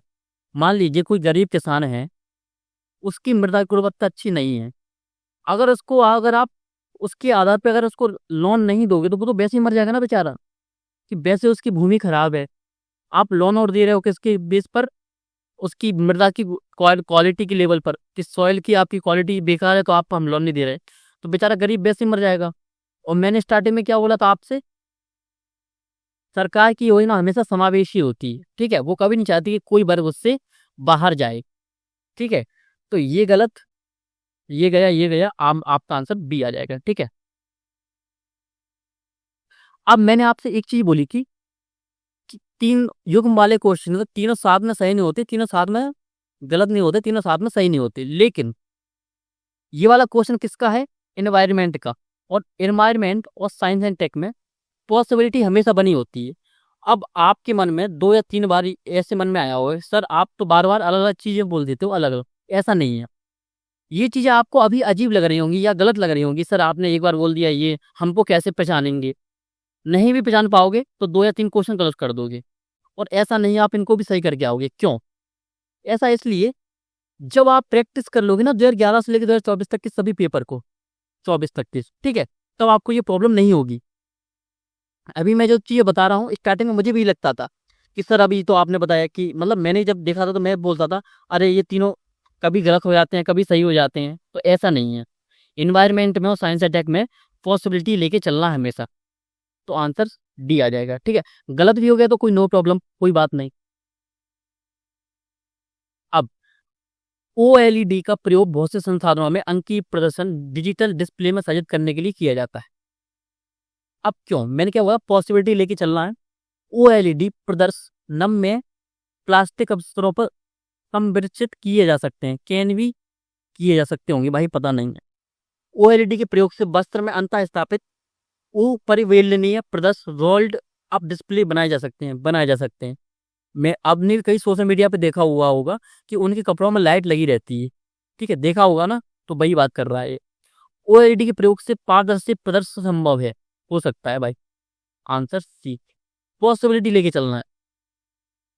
निम्नलिखित में से सूर्य मंदिरों के लिए विख्यात कौन कौन से मंदिर हैं? सूर्य मंदिर के लिए अगर आप एक स्पेसिफिक, देखिए ओंकारेश्वर सबको पता है। देखिए अगर आप आर्ट एंड कल्चर पढ़ते हैं तो आपको पता है 12 ज्योतिर्लिंग, उसमें ओंकारेश्वर का नाम आता है। कहाँ पे पड़ता है आपका? इंदौर के पास में, MP में पड़ता है। ठीक है, मध्य प्रदेश में। कौन कौन से 2 पड़ते हैं ज्योतिर्लिंग? आपका महाकालेश्वर और ओंकारेश्वर। कौन कौन से मध्य प्रदेश में? ओंकारेश्वर और महाकालेश्वर। ठीक है, ये खंडवा या खरगोन के जिले में पड़ता है ओंकारेश्वर। स्पेसिफिक मुझे पता नहीं है, शायद खंडवा या खरगोन, सॉरी खंडवा में पड़ता है। ठीक है, अब ओंकारेश्वर खंडवा में पड़ता है, इंदौर के पास नहीं, ओंकारेश्वर। ठीक है, ओंकारेश्वर किसके लिए, किसका मंदिर है? भगवान शिव का। ठीक है, महाकाल का। तो महाकाल का है, ये किसके बारे में बात कर रहा है? सूर्य मंदिर के बारे में। मुझे पता है ऑप्शन तीसरा गलत है। क्यों? 12 ज्योतिर्लिंग के बारे में लगभग मैक्सिमम स्टूडेंट को पता होना चाहिए। क्यों? एक तो स्पेसिफिक रिलीजन वालों को तो पता ही होता है कि कौन कौन से 12 ज्योतिर्लिंग हैं, उनको नाम भी पता होता है। ठीक है, ना भी पता हो तो आर्ट एंड कल्चर में आप पढ़ते ही हैं। अगर ऑप्शन तीसरा गलत हो जाता तो ऑप्शन ए सही आ गया मेरा आंसर। ठीक है, 76 याद रखिए, ये वाली ट्रिक हमेशा काम करेगी। 2023 में भी काम की थी, 2024 में भी काम करेगी, हमेशा काम करेगी। इसके पीछे लॉजिक क्या होता है? भारतीय संविधान देखिए बेसिक बहुत बड़ा हो गया था कि आप जब बना था तब 395 उसमें आर्टिकल्स थे और सबको विस्तार से लिखा गया था। तो और ज्यादा बड़ा ना हो जाए, तो हर चीज को डिफाइन नहीं किया गया है, हर चीज को डिफाइन नहीं किया गया है। इसलिए UPSC में कभी भी लिख के आए ना कि भारतीय संविधान के अनुसार, भारतीय संविधान ने ऐसा बोला है, तो ऐसा नहीं होता है। भारतीय संविधान ने सिर्फ संविधान बना दिया है, बाकी उसका जो विस्तार है वो कौन देता है? सुप्रीम कोर्ट देता है, और कुछ अधिनियम देते हैं जो कि संसद बनाता है। ठीक है, तो हमेशा ये वाला गलत ही होता है। क्यों? लॉजिक मैंने आपको बता दिया। क्या लिखा है? 50% पाना अनिवार्य है। क्या लिखा है? सबको पता है, सिंपल सी चीज बोल रहा है, और मतलब सबको पता होना चाहिए इस चीज के बारे में। ठीक है, नहीं पता है तो दिक्कत होने वाली है आप सभी को। लोकसभा तथा राज्य विधानसभा के निर्वाचन में जीतने वाले उम्मीदवार को निर्वाचित घोषित की जाने वाले के लिए मतदान का कम से कम 50% पाना अनिवार्य है। ऐसा नहीं है। हमारे यहाँ कौन सा सिस्टम चलता है? First past post system. यानी अगर आपको 20% वोट भी मिले हैं और अदर्स को 50-50% मिले हैं, तब भी आप जीत जाओगे। मतलब मैक्सिमम मिलने चाहिए आपको, अदर्स से मतलब तुलनात्मक रूप से आपको अधिक मिलने चाहिए। Answer D. ठीक है, इसमें आपकी नॉलेज भी लग गई, इसमें आपकी एलिमिनेशन मेथड भी लग गया। अब क्या लिखा है? क्या लिखा है? 1991 में आर्थिक नीतियों के उदारीकरण के बाद क्या वृद्धि हुआ है? GDP में कृषि का अंश बृहद रूप से बढ़ गया? नहीं, एग्रीकल्चर तो और घट गया है ना। सबको पता है, अगर ना भी पता हो तो आगे चलते हैं। विश्व व्यापार में भारत के निर्यात का अंश बढ़ गया है, ये तो सबको पता होगा, क्योंकि पहले हमारी व्यवस्था क्या थी, बंद अर्थव्यवस्था थी, ठीक है। अब बंद अर्थव्यवस्था जब ओपन होगी तो निर्यात तो बढ़ेगा ही ना। तो अगर मेरा दो सही है, मुझे पता दो सही है, तो ये एलिमिनेट कर दिया, ठीक है, एक एलिमिनेट हो गया। एफडीआई का इनफ्लो बढ़ गया है, बिल्कुल बढ़ा है। कैसे पता है मुझे, क्योंकि अगर बंद अर्थव्यवस्था खुलेगी तो एफडीआई भी आएगा, तो ये भी सही पता है। भारत का विदेशी विनिमय भंडार वृहद रूप से बढ़ गया है, बिल्कुल बढ़ा है। एक्सचेंज जब 14 दिन के लिए बचा था ना खाने के लिए, अब तो बहुत ज्यादा बचा हुआ है, ये लगभग 1 साल के लिए, ठीक है। आंसर क्या आएगा, 2, 3, 4। अब क्या लिखा है, का एक कोशिका न्यूक्लियर अंतरण प्रौद्योगिकी somatic cell nuclear transfer technology का अनुप्रयोग क्या है। अब कुछ भी हो, भले ही मैंने ना पढ़ी हो, लेकिन देख के समझ में तो ये आ रहा है कि कोशिका का क्या कर रहे हैं, न्यूक्लियस यानी केंद्रक अंतरण यानी ट्रांसफर कर रहे हैं एक दूसरे में। कोशिका का कि जो केंद्रक है उसका ट्रांसफर कर रहे हैं, तो ऐसी कोई टेक्नोलॉजी है, इसके बारे में बात कर रहा है। तो डिम्बनाशी का उत्पादन, जैव निम्नीकरणीय प्लास्टिक का निर्माण, प्लास्टिक में केंद्रक होता है क्या, नहीं होता। डिम्बनाशी मुझे पता नहीं है। रोग मुक्त जीवों का उत्पादन, क्या पॉसिबल है ये, कभी कभी पॉसिबल नहीं है, कि ऐसा कभी पॉसिबल नहीं है कि हम कोई इंजेक्शन लगा दो और उस जीव में कभी रोग ना हो, कोई ना कोई रोग हो जाएगा। हो सकता है आप पारंपरिक जो ट्रेडिशनल रोग हैं, जो डिसीज हैं, उनको खत्म कर दो, लेकिन अगर उनको आपने खत्म किया तो नई डिसीज भी आ जाएंगी। किस वजह से, आपने जो इंजेक्शन लगाया उसकी वजह से। तो ये भी पॉसिबल नहीं है। इम्पॉसिबल चीजों को मत बोलिए करें, बोला करें, ठीक है। तो केंद्रक किस में होता है, जंतुओं में ही तो होगा, और किस में होगा, तो आंसर सी। तो आपको ऐसे लॉजिक लगाना है, ठीक है।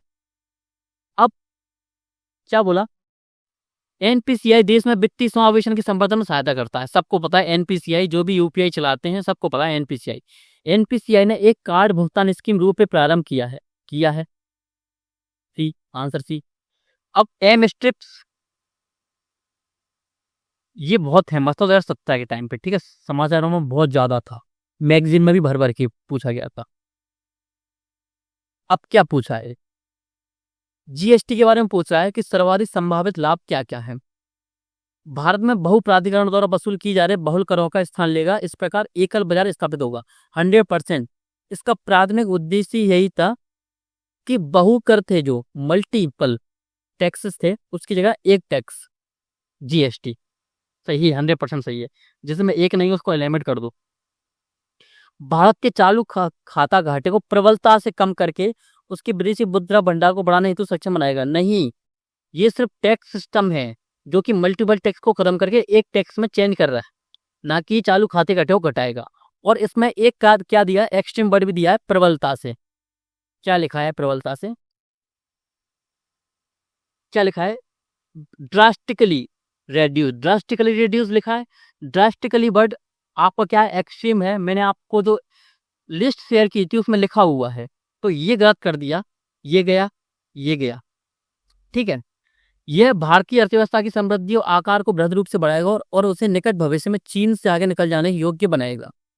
ऐसा नहीं है सिर्फ जीएसटी के दम पर हम चीन से आगे नहीं निकल सकते।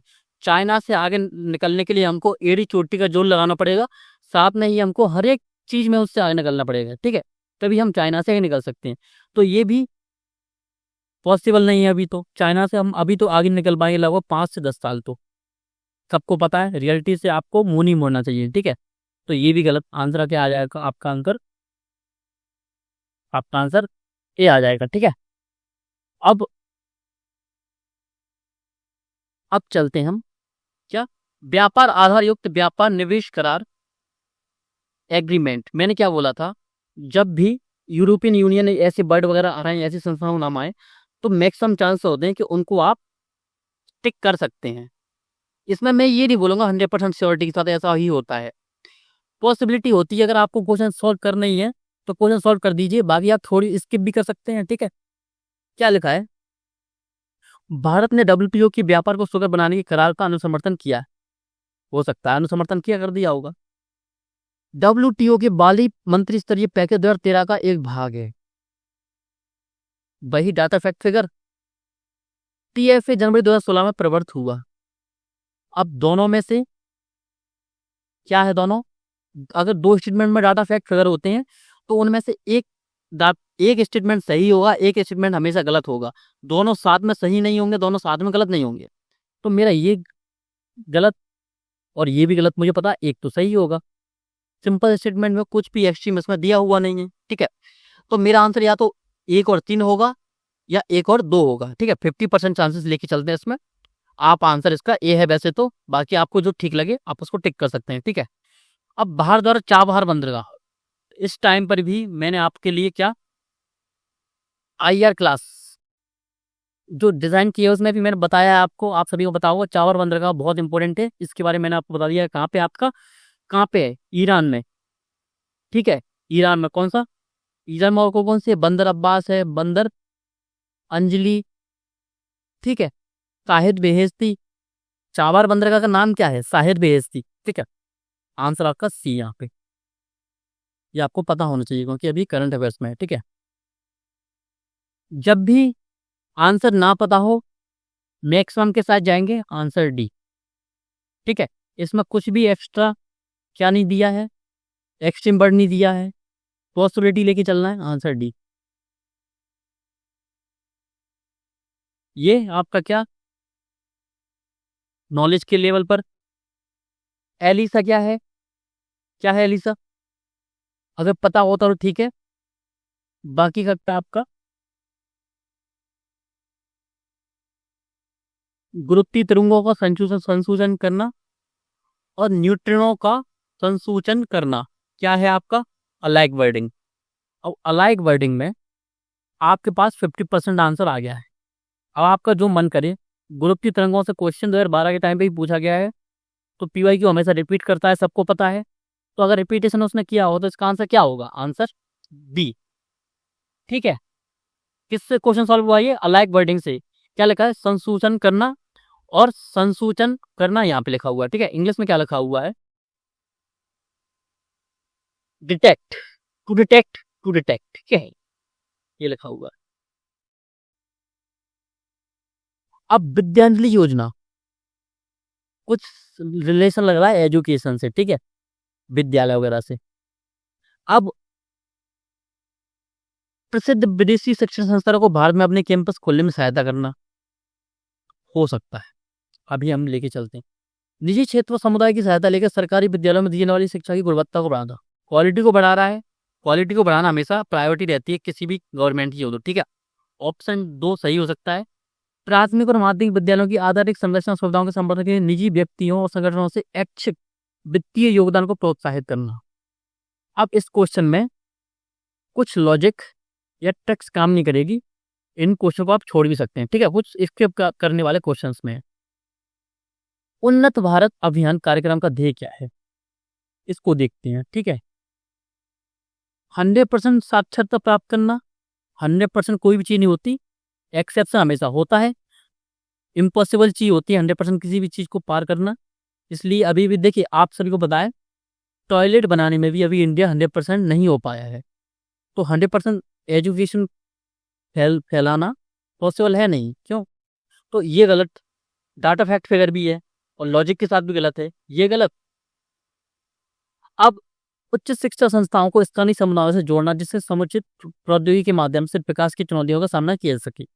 भारत को वैज्ञानिक और प्रौद्योगिकी शक्ति बनाने के लिए भारत की वैज्ञानिक अनुसंधान संस्थाओं को सशक्त करना, उन्नत भारत अभियान। और ये अगर आपने ये एलिमेंट कर दिया है और अगर आप ये एलिमेंट कर पा रहे हैं, 89 का व्यवसायिक प्रशिक्षण आयोजित करना। इंग्लिश में देखेंगे, अगर ऑप्शन सॉल्व नहीं हो रहा है तो 89 को देखेंगे। developing human capital by allocating special funds, strengthening India's scientific research institution in order to make India a scientific and technological power, ठीक है। Connecting students of higher education and local communities to address development challenges through appropriate technologies power। अब इसमें देखिए कोई tricks या logic नहीं लग रही है, रियलिटी बताऊंगा आपको और लास्ट में बताऊंगा अभी कितने क्वेश्चन हमने स्किप किए, कितने नॉलेज से किए हमने, ठीक है। भाग निर्वाचन 5 सदस्यीय, डाटा फैक्ट फिगर गलत। गलत कर दो, ऑप्शन 1 गलत। संघ का गृह मंत्रालय आम चुनाव और उपचुनाव दोनों के लिए चुनावी कार्यक्रम तय करता है। अगर ये काम ये करेंगे तो चुनाव आयोग क्या करेगा? गलत। आंसर सी वैसे ही आ गया। ठीक है, 91। और 1972 की अनुसूची 1 के अंतर्गत संरक्षित घोषित किया गया है। अगर कभी भी ऑप्शन ऐसे लिख जाए कि इस संदर्भ में उपयुक्त बी और सी दोनों सही हैं, ये मैक्सिमम टाइम गलत होता है। मैक्सिमम टाइम 99% टाइम पे ये गलत होगा। अगर ऑप्शन इस तरीके से दिया है, इस तरीके से मतलब ये लिखा हुआ हो, इस संदर्भ में उपयुक्त बी और सी दोनों सही हैं, ध्यान रखिए इस चीज को कि अगर स्टेटमेंट ऐसे दिया है तो मैक्सिमम टाइम गलत होगा वो। ठीक है, ये गलत। आपके पास 3 ऑप्शन है अब। ठीक है, ये आपका नॉलेज बेस्ड पर, इसको तो वैसे ही हिसाब लगा लो आप। नेवी में गदर कब हुआ? 1944-45 के टाइम पे। छोड़ो आंदोलन कब हुआ स्टार्ट? 1972 में। और ये द्वितीय गोल सम्मेलन कब हुआ? 30 से लेके 32 तक के टाइम में। तो इसका क्या हुआ? 3 2 1, आंसर सी। ठीक है, और 94 नंबर क्वेश्चन देखेंगे। अब क्या लिखा हुआ है? क्वेश्चन ही छप गया। ठीक है, अब क्वेश्चन क्या दिया हुआ है? सतत वृद्धि हुई है, सतत वृद्धि हुई है। इंग्लिश में क्या लिखा हुआ है? Steadily increased, steadily increased. मैंने आपसे जो लिस्ट शेयर की है उसमें लिखा हुआ है, अगर ये वर्ड कहीं पे भी लिखे हो 99% गारंटी देता हूँ वो गलत ही होंगे, दोनों को गलत। Answer B. ठीक है, आंसर आपका आ गया। अब कुछ शेरों को गुजरात के उनके प्राकृतिक आवास से किस एक स्तर पर स्थानांतरित किए जाने का प्रस्ताव था। कूनो नेशनल पार्क बहुत फेमस था उस टाइम पे, और बार बार आप जिस बुक को भी पढ़ोगे ना एनवायरमेंट में, ये जरूर नाम लिखा होगा कूनो नेशनल पार्क। क्यों? इसमें भी आपका क्या है? वन्यजीव अभयारण्य और वन्यजीव अभयारण्य। ठीक है, इस तो आप ये भी बोल सकते हैं कि राष्ट्रीय उद्यान ये लिखा है, तो ठीक है, इसमें थोड़ा नॉलेज चाहिए था। कूनो नेशनल पार्क कहाँ पे आपका? श्योपुर, MP। ठीक है, ये आपका नॉलेज बेस पर, ये भी नॉलेज, ये नॉलेज और ये नॉलेज। ठीक है, अब मैं आपको टोटल बताता हूँ क्या किया हमने। ठीक है, मैंने आपको नॉलेज बेस पर जो क्वेश्चन सॉल्व करने को दिए होंगे वो दिए होंगे 25 to 30, बस इससे ज्यादा नहीं। ठीक है, 30 क्वेश्चन मान लो आप सिर्फ नॉलेज बेस पर इसमें कर सकते थे, तो आप बोलेगी हाँ सर जो आपने क्वेश्चन बताए थे वो तो हो सकते थे। ठीक है, 30 क्वेश्चन मैंने यहाँ पे दिए। लगभग हमने क्वेश्चन कितने सॉल्व किए? मैंने मान लीजिए आपको 10 बोल देता हूँ, 10 तो वैसे मैंने दिए नहीं थे। 10 क्वेश्चन ऐसे हो सकते हैं जो आप स्किप कर सकते थे। ठीक है, 10 क्वेश्चन यानी टोटल 90 क्वेश्चन, यानी सीधा सा मतलब क्या होता है यहाँ पे 60 क्वेश्चन माने आपने एलिमिनेशन मेथड को लगाया, एलिमिनेशन मेथड को लगाया। ठीक है, 30 क्वेश्चन जो आप सही, मतलब जो 30 क्वेश्चन अगर आप जो टिक करते, 27 क्वेश्चन आपने टिक किए यहाँ पे। ठीक है, 30 में से सॉरी 30 क्वेश्चन आपने टिक किए यहाँ पे, सॉरी 10 एक्सटेंड करता हूँ थोड़ा।